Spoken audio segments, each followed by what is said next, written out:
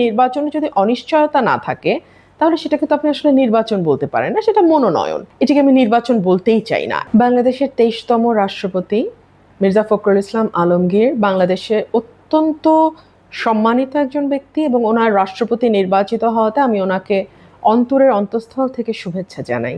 কিন্তু আমি আমার পলিটিক্যাল যেই চিন্তা, সেই কারণে আমি ভোট দিতে যাইনি। তার তিনটা কারণ মূলত। এক হচ্ছে যে নির্বাচনে যদি অনিশ্চয়তা না থাকে তাহলে সেটাকে তো আপনি আসলে নির্বাচন বলতে পারেন না, সেটা মনোনয়ন। সারা বাংলাদেশের সকলেই জানতেন যে মেজরিটি ভোট যেই দলের আছে সেই দলের প্রার্থী নির্বাচিত হবেন। সো এখানে আসলে এটিকে আমি নির্বাচন বলতেই চাই না। এক। দুই হচ্ছে ৭০ অনুচ্ছেদ নিয়ে আমাদের দীর্ঘদিনের আন্দোলন সংগ্রাম হয়েছে যে ৭০ অনুচ্ছেদকে অ্যাজ ইট ইজ আমরা রাখবো না। আমরা দলের সদস্যরা দল করলেও তারা চাইলে ইন্ডিপেন্ডেন্টলি ভোটাধিকার প্রয়োগ করতে পারবেন। কিন্তু আমরা দেখলাম যে এখানে বারবার সতর্ক করা হলো যে বিএনপির যারা সংসদ সদস্য আছেন তারা দলের বাইরে কোনোভাবেই ভোট দিতে পারবেন না, এবং যদি তারা ভোট দেন তাহলে তাদের সংসদ সদস্য পদ বাতিল হয়ে যাবে। সো তাহলে আর ৭০ অনুচ্ছেদ নিয়ে এই যে বড় বড় কথা কি দরকার ছিল?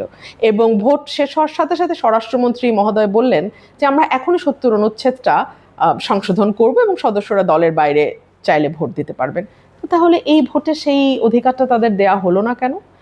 আর ৩ নাম্বার যেটা আমার মনে হয়েছে যে আমরা তো সকল দল মিলেই একজন ব্যক্তিকে রাষ্ট্রপতি মনোনয়ন দিতে পারতাম, এবং রাষ্ট্রপতি এবং প্রধানমন্ত্রীর ক্ষমতার ভারসাম্য যেটা ২০১৬ সালে বিএনপির চেয়ারপারসন বেগম খালেদা জিয়া বলেছিলেন যে একটা ভারসাম্য আনা হবে, যেটি বিএনপির ৩১ দফাতেও আছে, সেগুলো নিয়ে কিন্তু আমরা কোনো রকম কোনো কথা, কোনো রকম কোনো উচ্চবাচ্য শুনি না।